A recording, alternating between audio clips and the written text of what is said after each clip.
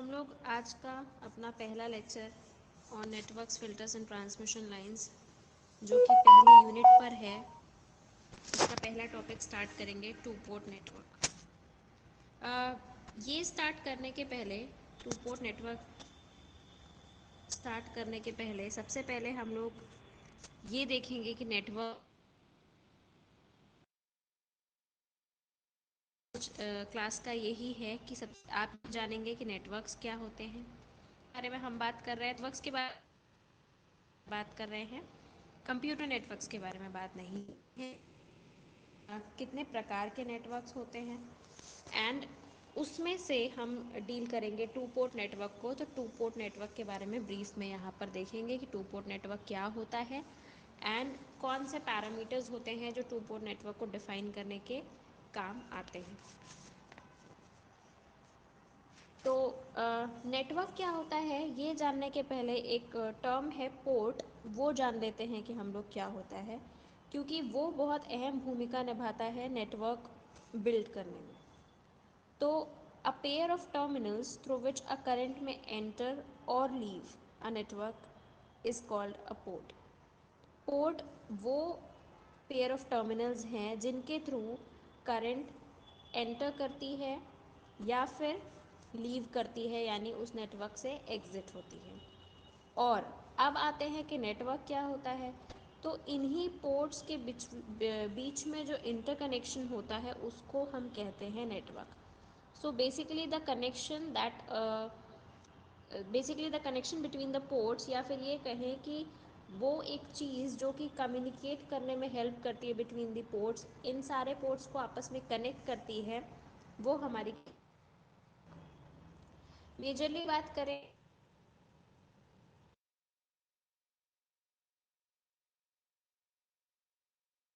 Unit का port network से related चीज़ें पढ़नी है। So on the basis of port number of port can classify network into two types, पहला and one port का to port network. नाम से ये चीज़ क्लियर समझ में आ रही है। पोर्ट नेटवर्क में एक ही पोर्ट होगा। नाम समझ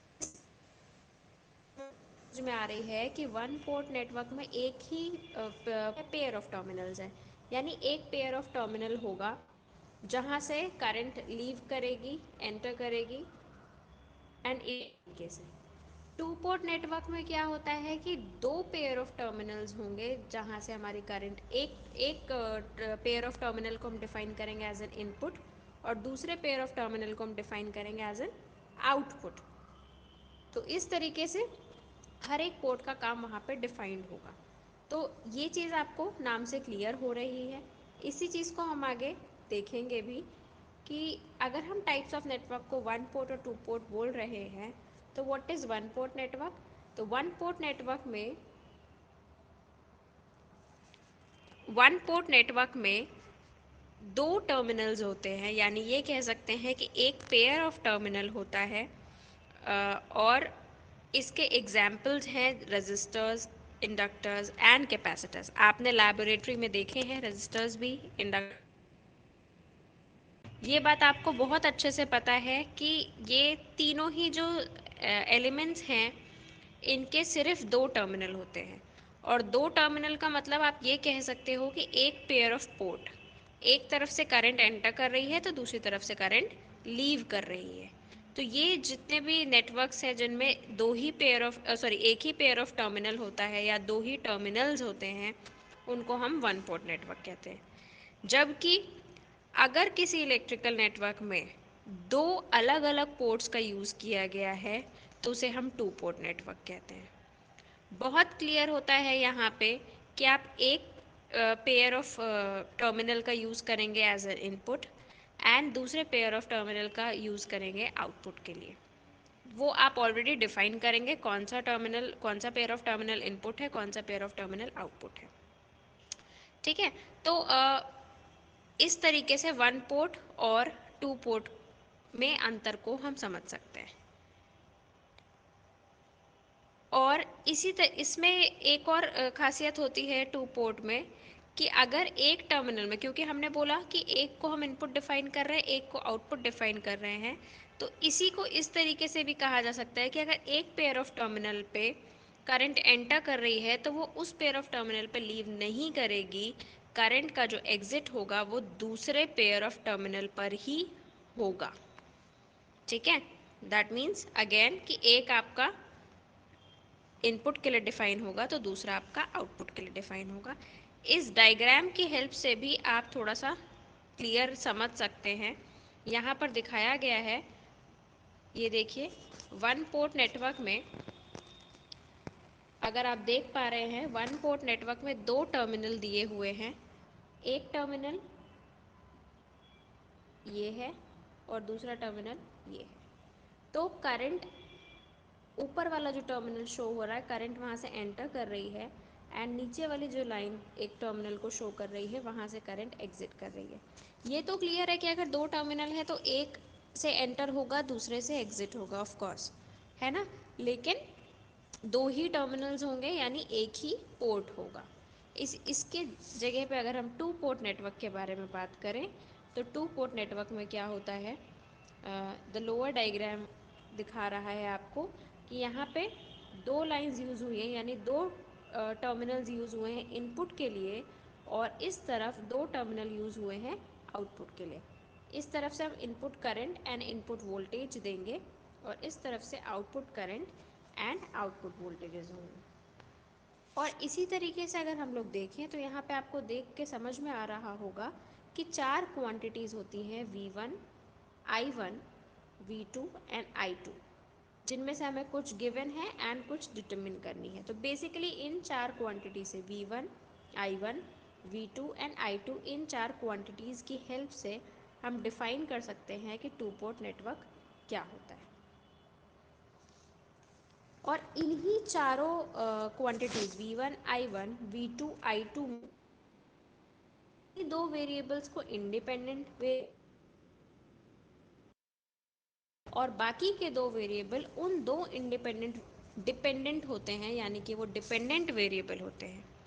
इस तरीके से हम अगर अलग अलग टाइम पे अलग अलग पेयर को इंडिपेंडेंट और अलग अलग पेयर को डिपेंडेंट बोले तो कुल हमारे पास 6 पॉसिबल पेयर्स ऑफ इक्वेशंस होती हैं। हर एक इक्वेशन में अगर 6 इक्वेशंस हैं तो हर 6 पेयर ऑफ इक्वेशंस है तो हर एक पेयर ऑफ इक्वेशंस में दो अननोन है।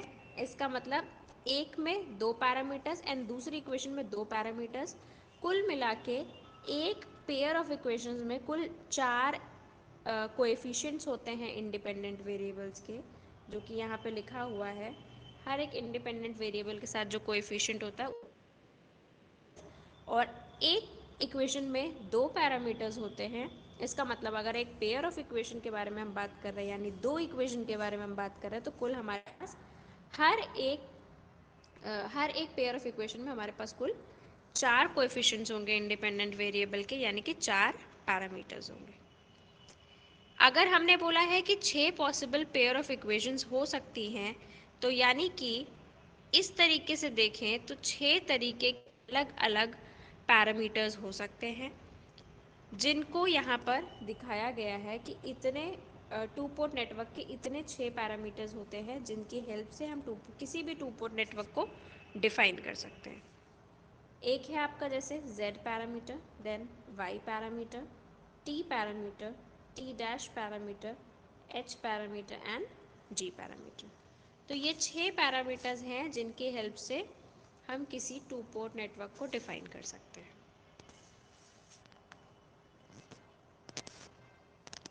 जिसमें सबसे पहले हम लोग देखेंगे Z पैरामीटर।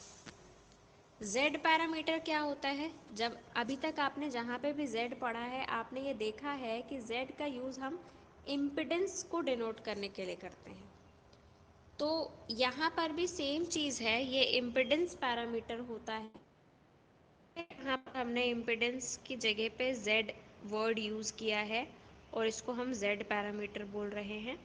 इसमें हम लोग जो इंडिपेंडेंट वेरिएबल्स चूज़ करते हैं वो होता है हमारा I1 एंड I2, और अगर I1 एंड I2 इंडिपेंडेंट है तो इसका मतलब है बचे हुए दो क्वांटिटीज़, यानी कि V1 एंड V2 जो वेरिएबल है वो हमारी डिपेंडेंट होगी।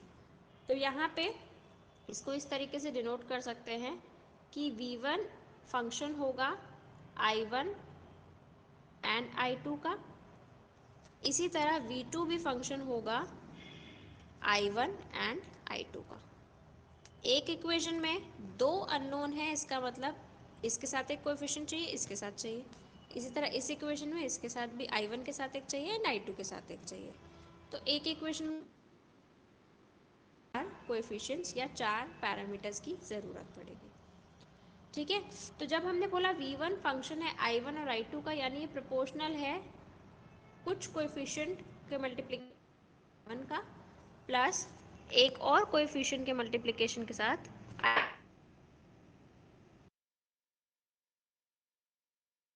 Z11 I1 plus Z12 I2 dependent variable है दूसरा और I2 का, इसलिए इसको डिनोट किया गया V2 is equal to 2 plus Z22 I2।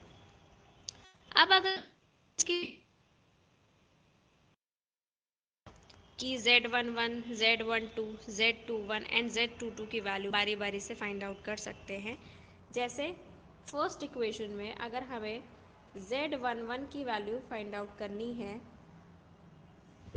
तो ये Z11 की वैल्यू ऐसे हम फाइंड आउट कर सकते हैं कि पहले तो हमें चाहिए कि ये टर्म ज़ीरो हो जाए। अगर ये टर्म ज़ीरो हो जाएगा तो Z11 निकालना ईजी हो जाएगा हमारे लिए। तो ये टर्म ज़ीरो हो उसके लिए हम I2 को ज़ीरो कर देंगे। ठीक है, तो यहाँ पे देखिए I2 ज़ीरो है। I2 ज़ीरो करने पे Z11 की वैल्यू आएगी V1 अपॉन I1।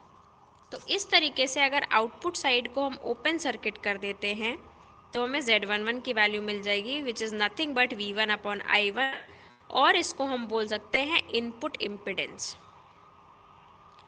दूसरा Z12 अगर हमें फाइंड आउट करना है तो हमें ये वाला टर्म ज़ीरो करना होगा, और इस वाले टर्म को ज़ीरो करने के लिए हमें I1 की वैल्यू ज़ीरो करनी होगी, यानी कि इनपुट साइड जो होगा हमारा वो ओपन सर्किट होगा। तो ये देखिए I1 को हमने यहाँ पे ज़ीरो किया, इनपुट को ओपन सर्किट किया, तो Z12 की वैल्यू आ रही है V1 अपॉन I2। ठीक है, इसके बाद अगर हमें Z21 की वैल्यू फाइंड आउट करनी है तो उसके लिए हम अगेन I2 को ज़ीरो को ओपन सर्किट करेंगे तो हमें वैल्यू मिलेगी V2 अपॉन I1, Z21 की वैल्यू मिलेगी। एंड अगर Z22 की वैल्यू फाइंड आउट करनी है तो हम I1 की वैल्यू ज़ीरो करेंगे एंड हमको Z22 की वैल्यू मिलेगी V2 अपॉन I2। तो इसमें आप एक कॉमन चीज़ देख सकते हैं कि इसका नाम Z पैरामीटर या इम्पिडेंस पैरामीटर क्यों है, क्योंकि इसमें चारों parameter Z11, Z12, Z21 and Z22 में एक कॉमन बात ये है कि चारों ही वोल्टेज अपॉन करंट के रूप में दिखाए गए, यानी वोल्टेज और करंट के रेशियो है। चाहे वो इनपुट वोल्टेज इनपुट करंट हो, इनपुट वोल्टेज आउटपुट करंट हो, आउटपुट वोल्टेज इनपुट करंट हो, या फिर आउटपुट वोल्टेज आउटपुट करंट हो। तो इस तरीके से चारों ही एक सॉर्ट ऑफ इम्पिडेंस है, इसलिए हम इस पैरामीटर को इम्पिडेंस पैरामीटर कहते हैं। इसको हम ओपन सर्किट इम्पिडेंस पैरामीटर्स भी कहते हैं, क्योंकि जब भी हम किसी एक पैरामीटर Z11, Z12, Z21 या Z22 में से किसी भी एक पैरामीटर को फाइंड आउट करने की कोशिश करते हैं तो हमें एक साइड को ओपन सर्किट करना पड़ता है, तभी दूसरे साइड का हमें इम्पिडेंस मिल पाता है। तो बेसिकली हमें हमेशा इनपुट या आउटपुट में से एक साइड को ओपन सर्किट करना पड़ रहा है, इसलिए इसको ओपन सर्किट इम्पिडेंस पैरामीटर भी कहा जाता है।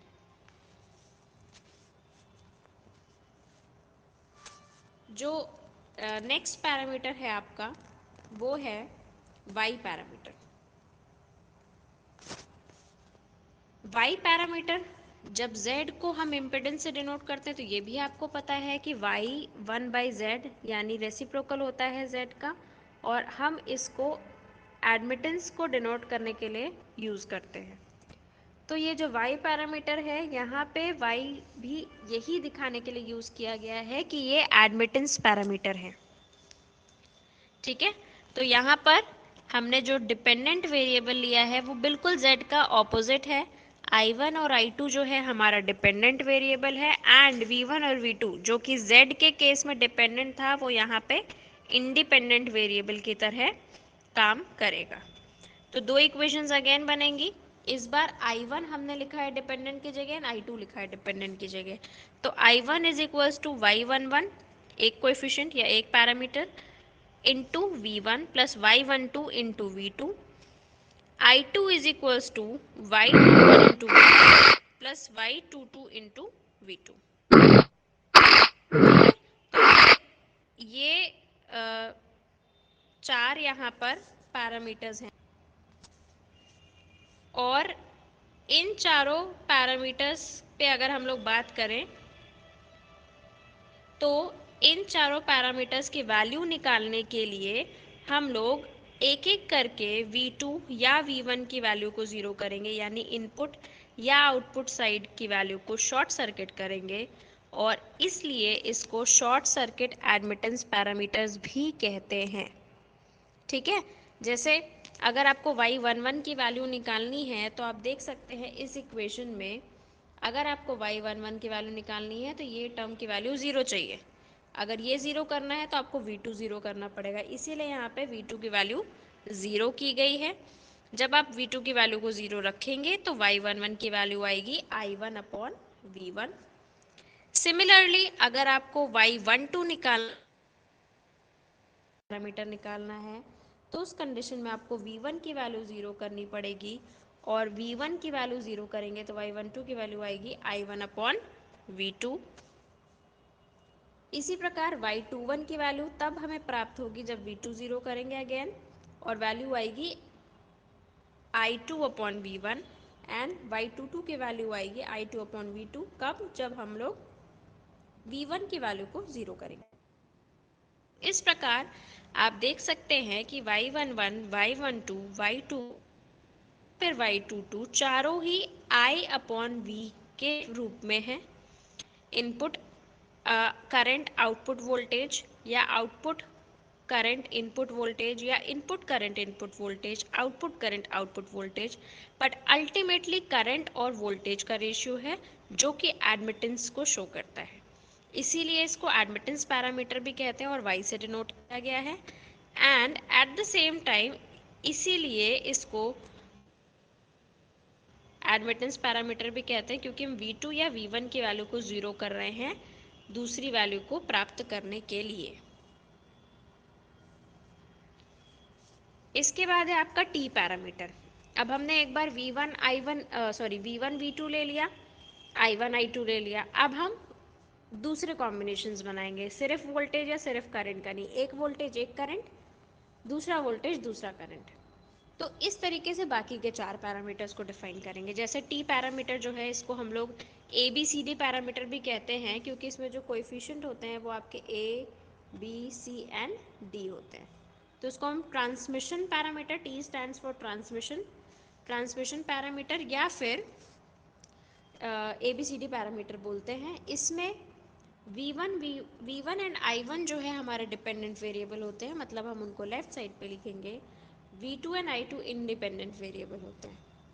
ठीक है, और इसमें करंट के डायरेक्शन जो हमारा कन्वेंशनल टू पोर्ट नेटवर्क को दिखाने का तरीका है उससे ऑपोजिट होती है आउटपुट साइड में, इस वजह से यहाँ पे नेगेटिव साइन लगा हुआ है B के साथ एंड D के साथ। तो हम यहाँ पे डिनोट करेंगे इक्वेशन को V1 is equals to AV2 minus BI2 and I1 is equals to CV2 minus DI2। एक एक पैरामीटर की वैल्यू निकाल सकते हैं हम लोग A B C and D को लेके। तो A की वैल्यू फाइंड आउट करने के लिए I2 को ज़ीरो करना पड़ेगा, तब हमारी A की वैल्यू आएगी V1 upon V2, reverse gain कह सकते हैं हम लोग इसको, रिवर्स वोल्टेज गेन। देन अगर V2 की वैल्यू हम ज़ीरो कर रहे हैं तो उस कंडीशन में हमारी B की वैल्यू आएगी minus V1 upon I2। Similarly again I2 की वैल्यू ज़ीरो करें तो C की वैल्यू आएगी I1 अपॉन V2 एंड अगर V2 की वैल्यू को ज़ीरो करें तो D की वैल्यू आएगी माइनस I1 अपॉन I2। ठीक है, तो इसमें हम लोग एक पैरामीटर इनपुट का, और दूसरा पैरामीटर हमेशा आउटपुट का ले रहे हैं, एंड इसको ABCD या फिर ट्रांसमिशन पैरामीटर भी कहते हैं। इसी का इन्वर्स अगर हम लोग कर लें, यानी V1 I1 को हम इंडिपेंडेंट वेरिएबल बोले एंड V2 I2 को डिपेंडेंट वेरिएबल बोले, तो वो हमारा कहलाता है next parameter T dash parameter. इसको हम लोग इन्वर्स ट्रांसमिशन पैरामीटर भी कहते हैं, या फिर A dash B dash C dash D dash parameter भी कहते हैं। ठीक है, तो इसमें जस्ट ऑपोजिट है, V1 एंड I1 हमारा इंडिपेंडेंट है एंड V2 I2 डिपेंडेंट है। ठीक, V2 की value A dash V1 minus B dash I1, I2 की value C dash V1 minus D dash I1 से हमने डिनोट किए, जहाँ पे A dash B dash C dash and D dash coefficient है इस पैरामीटर के। A डैश की वैल्यू अगर हमें फाइंड आउट करनी है या फिर C डैश की वैल्यू फाइंड आउट करनी है, इन दोनों ही केस में हमें I1 को ज़ीरो करना पड़ेगा। तो हम I1 की वैल्यू को ज़ीरो कर रहे हैं अगर, तो हमें A डैश की वैल्यू मिल रही है V2 upon V1 and C dash की मिल रही है I2 अपॉन V1। इसी प्रकार अगर हम V1 की वैल्यू को ज़ीरो पुट करते हैं, तो उस कंडीशन में, यानी इसको हमने ज़ीरो किया, तो हमें B और D की वैल्यू मिलेगी, B डैश और D डैश की वैल्यू मिलेगी, जो इस प्रकार है कि B डैश होगा आपका minus V2 upon I1 and D dash होगा माइनस I2 अपॉन I1। तो इस तरीके से इन्वर्स ट्रांसमिशन पैरामीटर की हेल्प से भी हम टू पोर्ट नेटवर्क के पैरामीटर्स को डिफाइन कर सकते हैं, फाइंड आउट कर सकते हैं। और इसके बाद अभी एक और कॉम्बिनेशन, एक और सेट ऑफ कॉम्बिनेशन बचा है। V1 I1 V2 I2 कर चुके हैं हम लोग, V1 V2 I1 I2 कर चुके। अब अगर V1 I2 and V2 I1 ये दो कॉम्बिनेशन लेते हैं, तो आपने EDC में इसको पढ़ा था, आई होप आपको याद हो। H पैरामीटर बनता है जिसमें हम लोग V1 I2 को डिपेंडेंट वेरिएबल के तौर पर लेते हैं एंड I1 V2 यहाँ पर इंडिपेंडेंट वेरिएबल की तरह पर काम करता है। ठीक है, तो इस केस में क्या होता है, V1 को हम डिनोट करेंगे I1 और V2 के टर्म्स में। तो V1 को हम डिनोट कर रहे हैं H11 I1 plus H12 V2 के इक्वल, एंड I2 को बोल रहे हैं हम कि ये H21 I1 plus H22 V2 के इक्वल है। ठीक है, तो इस तरीके से अगर हमें H11 या H21 की वैल्यू फाइंड आउट करनी है, यानी दोनों के पहले फैक्टर्स की वैल्यू फाइंड आउट करनी है, तो हम सेकेंड वाले टर्म को ज़ीरो करेंगे, जो कि V2 को ज़ीरो करने पर हमें ज़ीरो मिल जाएगा। और उस तरीके से फाइंड आउट करें तो H11 की value V1 upon I1, H21 की वैल्यू I2 अपॉन I1 में मिलती है। इसी तरह अगर हम लोग I1 की वैल्यू को ज़ीरो करते हैं, तो I1 की वैल्यू को ज़ीरो करने पर हमें सेकेंड जो भी पैरामीटर्स हैं H12 एंड H22 की वैल्यू फाइंड आउट होती है, जो कि होगी H12 यानी कि V1 upon V2 and H22 यानी कि I2 अपॉन V2। तो इसमें हमने एक पोर्ट के वोल्टेज को लिया है तो दूसरे पोर्ट के को लिया है, इसलिए इसको हम हाइब्रिड पैरामीटर भी बोलते हैं।